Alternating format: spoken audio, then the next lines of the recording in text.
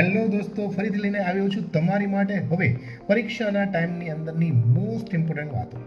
સૌથી પહેલો આવે છે પી ફોર પેપર સોલ્વ કરવા ખૂબ જરૂરી છે. ગાલા સૌથી પહેલા યાદ કરજો અને પછી આવશે માર્વેલ. આ પછી તમારે સ્કૂલના જે પેપરો છે તેને સોલ્વ કરજો અને વિથ ટાઈમ ટેબલ પ્રમાણે ABCD સેક્શન પ્રમાણે ખાસ કરજો. પછી આવે છે પી ફોર પ્લેસ.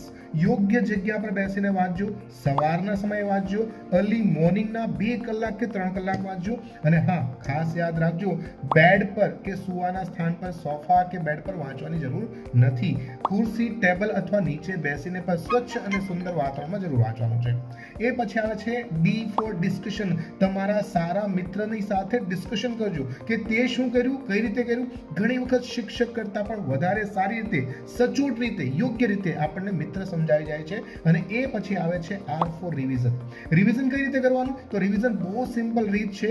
તમે 1 કલાક વાંચો, 45 મિનિટ વાંચો, તો એનું એક શોર્ટકટ કીઝ બનાવી લો કે 1 કલાક વાંચો, એમાં આટલું એક શોર્ટકટ કીઝ છે અને એના જે વર્ડ હોય, એ સેન્ટેન્સ હોય, એ ટોપિક, એ પોએમ અને એ લેસન જે છે એને શોર્ટ સમરી બનાવી દો. એટલે બહુ ઇઝીલી તમે વળી પાછું રિકોલ 1 કે 2 મિનિટમાં કરી શકશો. અને પછી આવે છે ટાઈમ ટેબલ. ટાઈમ ટેબલ તમારી પાસે પરફેક્ટ લેવું જોઈએ.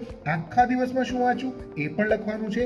એક અઠવાડિયામાં શું વાંચું એ પણ લખવાનું છે. અને જ્યારે એક્ઝામનો ટાઈમ આવશે ને, તો માત્ર 3 કલાક અથવા 4 કલાકની અંદર આખા સબ્જેક્ટ તમારે લર્ન થઈ જશે, રિવિઝન થઈ જશે. જો આ પોઈન્ટને તમે યાદ રાખશો તો મારા ખ્યાલથી 100% તમને બહુ ઇઝી અને આસાન રીતે તમે આ રિવિઝન તો સોલ્વ કરી જ લેશો, ટાઈમ ટેબલને સોલ્વ કરી જ લેશો, પણ સારામાં સારા માર્ક્સ પણ તમને આવી શકશે. સો ઓલ ધ વેરી બેસ્ટ. આ ટ્રીક, આ ટોપિક તમને કેવો લાગ્યો મને જરૂર જણાવજો. Thank you very much.